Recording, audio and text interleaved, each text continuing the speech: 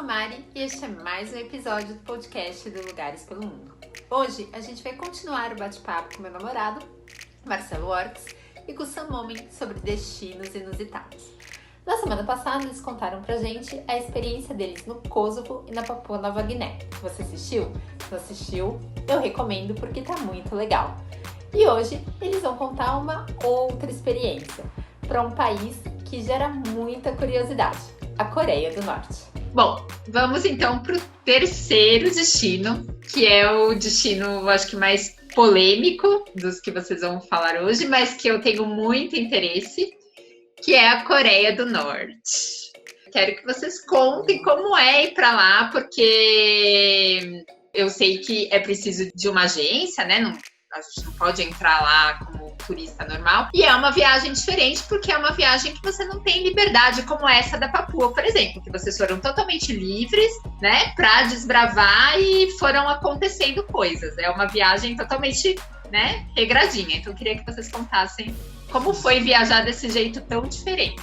Eu acho que essa é o único país que eu dou crédito 1000% para o Marcelo de eu ter ido. Porque eu acho que eu nunca teria ido na minha vida na Coreia do Norte. E eu vou além. Eu sou uma pessoa extremamente aventureira, eu quero ir para todos os países do mundo, e não sei o quê, não sei o quê, eu acredito que eu vou, mas a Coreia do Norte sempre foi aquele país que eu botei assim, Coreia do Norte eu não vou por botar milhões de coisas na cabeça. Inclusive, quando o Marcelo vinha com a ideia da Coreia do Norte, eu sempre colocava empecilhos. Aí o Marcelo chegava, vamos para lá, não sei o que. Eu falei, mas Marcelo, como que é para pegar o visto? Deve ser uma coisa tão complicada. Aí o Marcelo chegava, não, é pá, pum. Aí a gente vai e chega lá, cara, você tem que viajar para Beijing e não sei o que, não sei o que.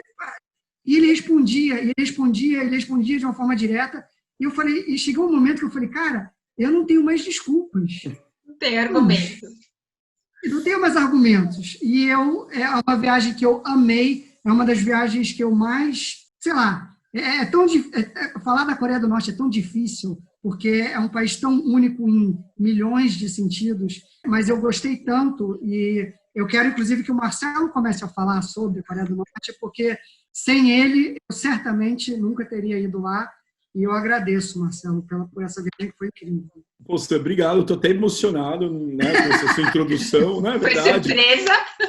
Uma coisa muito importante em relação ao Marcelo, eu não tenho preconceito com país nenhum e, ao mesmo tempo, mesmo questões políticas. Então, não significa que eu concorde com o regime X, Y ou Z. E por que eu estou te falando isso? Porque quando eu mencionei para algumas pessoas, eventualmente, de ir para a Coreia do Norte, o Sam acabou topando depois de um certo tempo, mas muita gente falava que eu era um louco, porque eu iria apoiar um regime, e não era a questão. Importante inspiração, o Departures, o show canadense, porque a gente fechou com a mesma agência que o Departures, que é a Koryo Tours, que é a agência que desde os anos 90 faz. É um inglês que foi morar em Pequim e começou a trazer os primeiros estrangeiros, mas vamos primeiro dizer os western, os ocidentais. Por quê? A Coreia do Norte é um país muito restrito, óbvio, isso assim é claro. O ponto principal aí, a gente é obrigado a ir com a agência e fazer um treinamento. O que seria um treinamento? O dia anterior, cerca de 2 horas, mais ou menos, na agência, todos os turistas, um grupo X, a gente tem os guias locais, os guias que moram em Pequim, que são em gerais ocidentais da nossa agência, e eles explicam o que se fazer e não se fazer. Então, isso é obrigatório. Então, eu acho que isso é uma coisa importante para mencionar. E a gente foi por Pequim. Eu sei que é possível ir pela Rússia e também pela Suécia, até na questão de visto, porque existe embaixada da Coreia do Norte na Suécia. Uma coisa importante também, eu e o Sam temos 2 passaportes. Eu sou italiano-brasileiro, o Sam é inglês-brasileiro. Nós decidimos ir com um passaporte brasileiro para essa viagem. Por quê? Em função de restrições políticas, como, por exemplo, alguns países que têm restrições com a Coreia do Norte, nós achamos mais estratégicos irem como um brasileiro em função de entrada em países. Mas, de novo, a gente adora o Brasil, adora os nossos países, mas foi uma decisão estratégica. Quanto tempo vocês ficaram lá? 10 dias. 10 dias. Foram 11. Do dia 1, do dia 1 ao dia 11. Não, 11 E só que a gente foi numa data especial, os 70 anos do DPRK. Porque a Coreia do Norte não se chama de Coreia do Norte. O mundo ocidental, principalmente, o mundo se chama Coreia do Norte. Para a Coreia do Norte, eles são Coreia. E isso chamou muita atenção para a gente na nossa chegada, porque aí a agência de Pequim tem uma parceria com a agência local e eles recebem. E quando a gente entrou no ônibus, a primeira coisa que ela falou foi: bem-vindo à Coreia. E ela mencionou a população total dos dois países. Não foi que ela colocou Coreia do Norte, Coreia do Sul. Isso, para mim, foi uma coisa tocante, mas o Sam pode explicar melhor. Antes disso, a gente teve aquela vistoria do aeroporto, né? Não é que você tem, eles olham muitas coisas e a gente não pode levar coisas de religião e pode ser considerado uma concorrência ao governo. Então, tem algumas coisas muito excessivas que são chatas, vamos assim dizer, mas a gente tem que respeitar se você quer visitar lá. A questão é essa. O Marcelo comentou da questão do aeroporto, né, da vistoria. Bom, lá eles não têm internet, né, e eles são muito rígidos com o que, mais ou menos... Sim. Eles têm internet. Eu acho... Uma internet eles têm uma intranet interna deles. Controlada. Controlada pelo governo, etc. E tal. Tá, mas caso a gente quisesse comprar um SIM card, era cerca de 300 euros. Aí eu e o Sam não fizemos isso, porque ia ser controlado de todo jeito. Então a gente sobreviveu sem internet por esses dias que a gente ficou lá.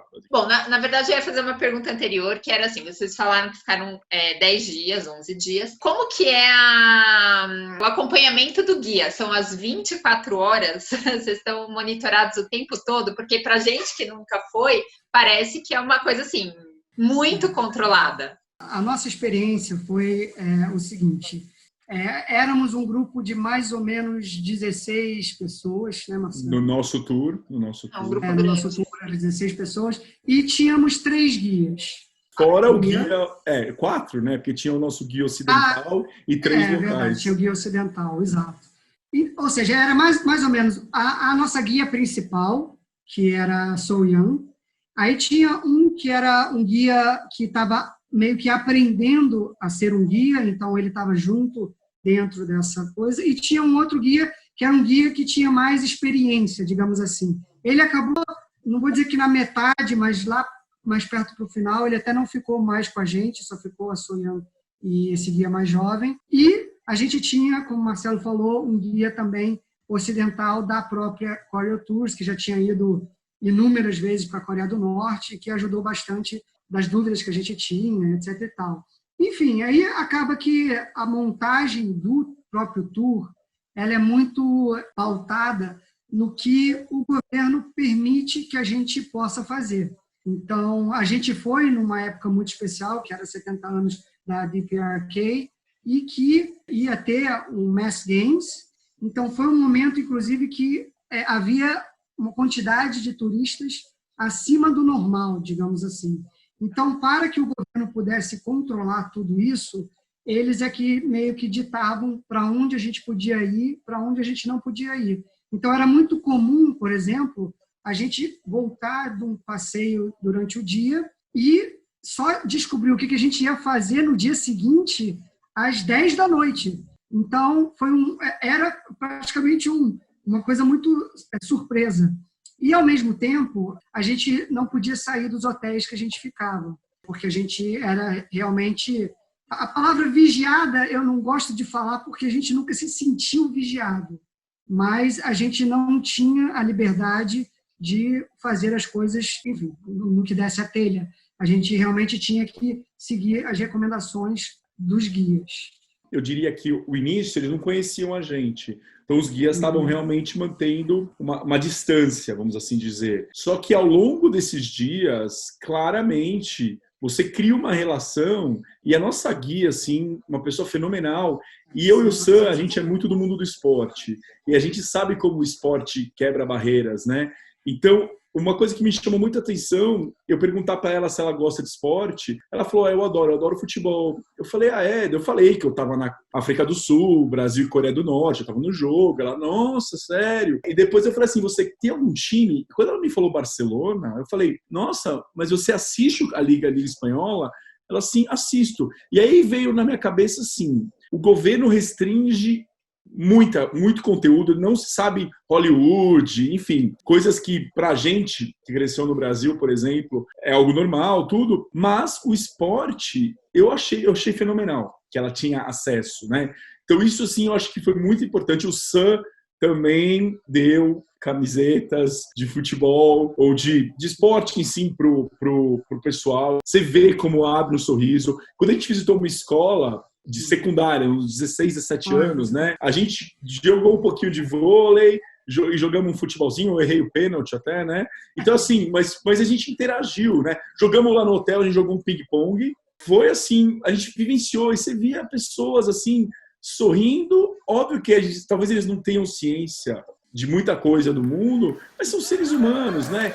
Metrô, você falou uma coisa importante. A gente teve que ir no metrô num horário específico. Estava programado aquele grupo de turistas estarem lá. Não é que ia ser, a gente está muito trânsito, vamos de metrô e sair do ônibus. Então, assim, a gente tem as nossas questões que a gente teve que se adaptar a isso, né? Mas, Sam, uma coisa que eu queria mencionar, o nosso início foi o mausoléu, né? E a gente, na realidade, o mausoléu tem o corpo dos dois, os dois, como posso dizer?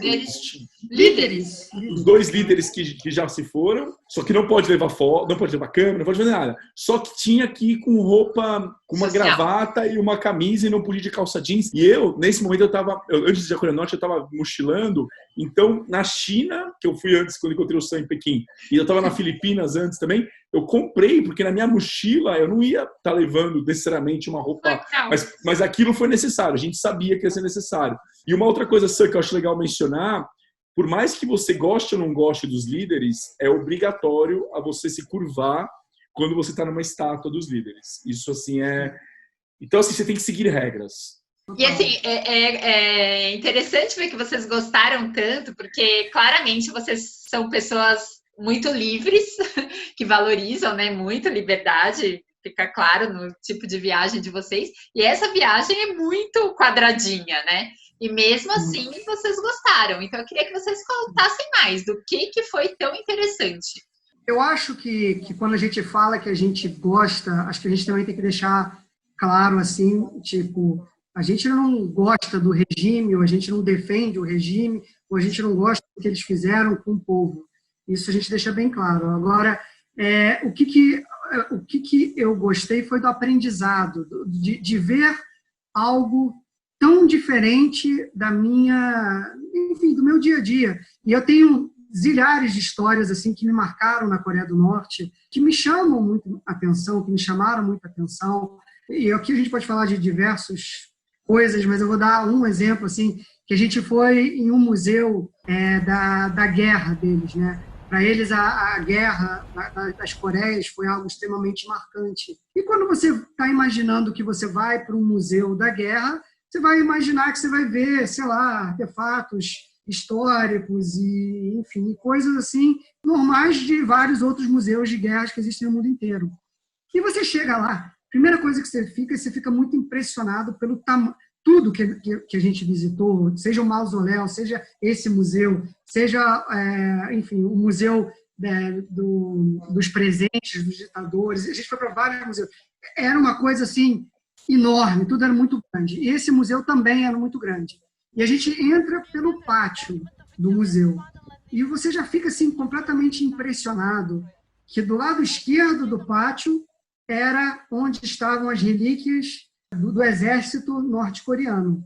E lá estavam os tanques e não sei o quê, não sei o quê, não sei o quê. A gente nem sequer foi para lá.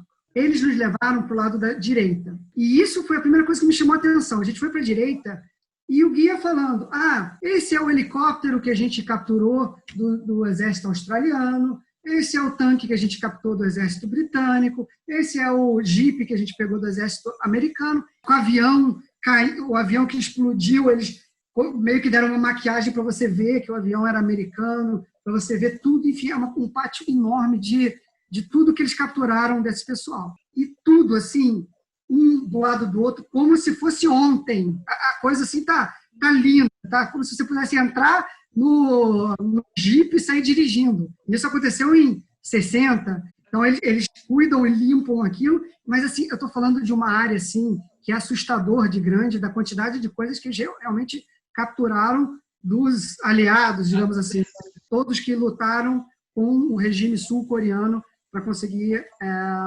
a independência. Aí a gente continua o tour.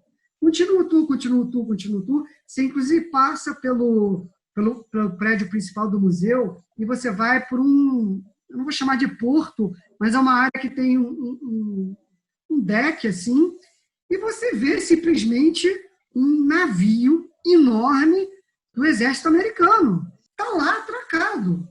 Aí você fica assim, meio chocado, porque eu não sabia disso, mas eles simplesmente capturaram um navio norte-americano e está lá atracado. Sabia. E você faz um tour dentro do navio e você vê... Aí eles mostrando assim, aqui é onde os norte-americanos dormiam, aqui é onde eles comiam. Aí você chega na área de onde ficava o capitão, cheio de marca de tiro. Aí eles, aqui é onde os nossos heróis trocaram tiros com os americanos e não sei o quê, e conseguimos finalmente capturar. Eles obviamente capturaram o navio, capturaram todos os marinheiros e negociaram com o governo americano para que eles rendessem esses, se não me engano, eram 13 ou 14 tripulantes. Está lá no navio uma carta escrita a punho de 7 páginas do secretário de Estado norte-americano pedindo desculpas à Coreia do Norte por invadir o mar e não sei o quê. Enfim, então isso é uma das histórias assim, que a gente viu que fica assim, você não vê isso no seu dia a dia, você não vê alguém com orgulho de capturar as coisas e de mostrar, e você vê uma história que a gente não está acostumado a ver desse lado do mundo. Eu até fazendo um paralelo, na realidade, o que me marcou tem a ver com o que o Sam está falando, mas daí entra de uma maneira até um pouco mais emotiva. Porque para a Coreia do Norte, o grande inimigo é os Estados Unidos. Eles gostariam de ter as Coreias juntas. Então, lá as pessoas aprendem que as Coreias não estão juntas em função disso. O que me marcou foi, na realidade, o Mass Games, que eu diria que aqui é o Arirang, na realidade, o nome oficial. É um evento fenomenal, mas da onde vem o conceito Arirang? Vem do folclore coreano, que seria um casal que estava junto, mas em função da divisão das Coreias não pode mais estar junto. Então eles criaram esse evento que, assim, é uma das coisas mais impressionantes de espetáculos que eu já vi, porque é no maior estádio do mundo, e não é brincadeira, o estádio do 1º de maio, né? Eu e o Sam, a gente tive a chance de ir. Só que o estádio ele é usado para competição. Então, imagina uma abertura de Jogos Olímpicos, mais ou menos, só que imagina cerca de 17 mil pessoas que estão com os seus papéis e eles fazem por 1h30, eles mudam as cores dos papéis e fazem... Eu tenho vários vídeos, assim, é uma coisa fenomenal. Né? Coreografia. Mosaico, né? É um mosaico, exato, mosaico. Mas por que foi interessante? Quando a gente esteve lá em 2018, as Coreias estavam num processo de conversas. Tá? E aí, o conceito desses jogos, celebrando os 70 anos da DPRK, na verdade chamava The Glorious Country. E a ideia, o país glorioso, mostrar como a junção seria importante. Então, você se emociona. Tem uma mensagem política, óbvio, e assim, a gente não fala coreano, só que você vê, e é uma coisa, uma arte, assim, que me marcou muito. Tá? Tem a ver com a guerra, mas é uma maneira romântica, triste, trágica, mas com uma certa alegria, modo de dizer alegria, mas assim, que eles refletem isso, o orgulho de ser coreano. A gente foi 2 vezes, porque a primeira vez não podia levar máquina, porque o Kim, né, que seria o governante do momento, né, ele estava lá, todo mundo que era turista não podia. Tinha imprensa, pessoas que eram registradas, só que os turistas não, nem celular, a gente tinha que deixar tudo no hotel. Tinha revista e tudo, não podia.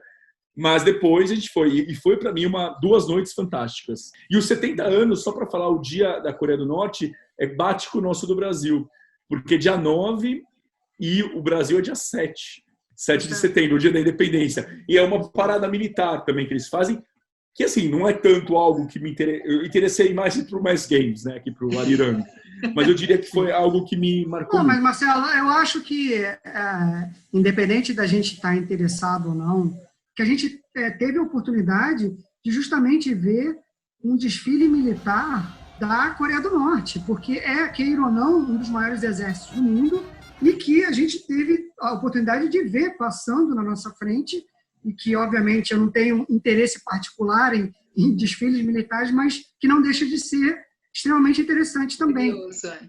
A Coreia do Norte é engraçado porque nos falaram quase que no primeiro... Eu acho que, inclusive, falaram isso no nosso briefing, quando a gente estava em Beijing. Eles falaram o seguinte: você, quando vai para a Coreia do Norte, você está indo cheio de perguntas na cabeça. Assim, você está assim, nossa, como que é isso? Como que é aquilo? Como que é aquilo outro? Como que é... Você sai da Coreia do Norte, ou seja, a gente passou lá 11 dias, eu não tenho agora 1000 perguntas, eu tenho 7 milhões de perguntas. Tipo, você sai mais perdido ainda de tudo que você vivenciou, que é um mundo completamente irreal, é um mundo paralelo, é um mundo que não existe um outro país igual a esse. E é isso que eu acho extremamente interessante dessa viagem. É uma viagem única. Não é melhor ou pior que nenhuma outra. Ela é só muito diferente de qualquer outra viagem. Sérgio, você está falando uma coisa interessante, porque a decisão até da gente ir em 2018, eu lembro que eu te falei isso, eu não sei que as coisas vão acontecer nesse momento agora que a gente está vivendo, mas eu falei, Sam, seria legal a gente conseguir ir para a Coreia do Norte antes dela se abrir, caso ela se abra um dia, né? Então, eu acho que no final, um dos grandes motivos para a gente ter feito essa viagem foi para experienciar, né, essa Coreia do Norte que é a de hoje ainda, entendeu? Sim. Então, E vocês ficaram esses 10 dias na capital ou vocês foram para os arredores? Foi para os arredores e a gente foi para a zona, para a fronteira, inclusive, que é onde muita gente só pensa em visitar, só pensa, modo de dizer, mas é uma coisa muito atrativa. Só que eu te falo que a Coreia do Norte tem outras coisas além de você ver a região que é delimitada, que é uma região, assim, você vê as casas, você vê o lado da Coreia do Sul, você vê a bandeira da Coreia do Sul, os guardas dos dois lados, e tem toda uma questão de história, né? Foram 10 dias, né? A gente foi para Pyongyang, né, que é a capital. Aí a gente foi para o sul, que é Kaesong, onde era a área demilitarized zone, né? Que é a área desmilitarizada. Desmilitarizada. E aí a gente foi para o norte, que foi uma parte da experiência de ir para a área rural da Coreia do Norte, inclusive a área mais pobre, etc. E tal. E eu acho que foi também outra coisa muito interessante é que a gente passava por fronteiras estaduais dentro da Coreia do Norte. Ou seja, se você nasce na capital, você não pode ir para o norte do país. Você tem que ter permissões. É como se fossem estados, países dentro do país. Sim. Então, como era turista, a gente tinha a permissão para ir. Eu esqueci o nome do estado que a gente foi, que era justamente a área rural da Coreia do Norte, mas a gente tinha essa permissão especial. Mas a gente passava por checkpoint. E, a partir do checkpoint, a gente tinha um aval, aí a gente podia seguir a nossa viagem para essa área. Mas você, sendo norte-coreano, você basicamente, se você nasce na capital, você mora praticamente toda a sua vida toda na capital. Então, assim, a gente teve a chance de pegar um overview assim, do país. E uma coisa importante, praticamente as pessoas que a gente conversou, ninguém tinha saído da Coreia do Norte, nem os guias. Então, assim, isso foi algo que eles têm a chance de saber um pouco dos estrangeiros com quem consegue trabalhar com o turismo. E os que são os guias, né? E os que falam inglês, inclusive, né? Agora, isso me marcou, viu? Porque eles não têm essa percepção, porque eles não têm a informação também, né? E não é permitido eles saírem ou é porque é muito caro, eles não têm condições? Eu acho que entra nos dois pontos aí. Entra a questão para você poder viajar como um coreano do norte, com certeza tem um motivo governamental. E eles têm passaporte, né, eu acho. É muito complicado. É muito complicado. O grande país amigo da Coreia do Norte é a China, tá? Então eu acredito que você vai encontrar, se for fazer uma pesquisa, quem já saiu, a maioria teve a chance de ir para a China. Agora, não é algo que... Eu estava com a camisa do Brasil, no Centro Cultural, nessa... E veio um coreano do Norte vir falar comigo, um coreano. Ele era da área governamental, muito super simpático, morou em Cuba e já tinha ido para Belo Horizonte. E falando um pouco português e espanhol, foi uma experiência muito legal. mas é o fato de estar com uma camisa do esporte, né? E o Brasil abre porta, né? Então... E só mais uma curiosidade, porque as imagens que eu conheço são de vídeos, né, de reportagens, e geralmente é da capital, da cidade, que é bem moderna, né? Queria saber se tem paisagem, quando vocês foram para os arredores, se as paisagens são bonitas ou não é nada muito específico. Eu acho que essa parte de arquitetura é muito interessante a gente falar, porque a visão que eu tinha da Coreia do Norte era uma visão justamente de ser algo muito pobre, e é muito pobre, especialmente quando você vai para a área rural, você vê muita pobreza, etc. e tal, mas a área que está o bloco dos governos, por exemplo, é uma área que tem prédios muito desenvolvidos.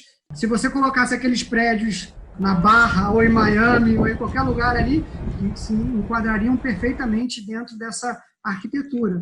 Então, tem muito esse contraste.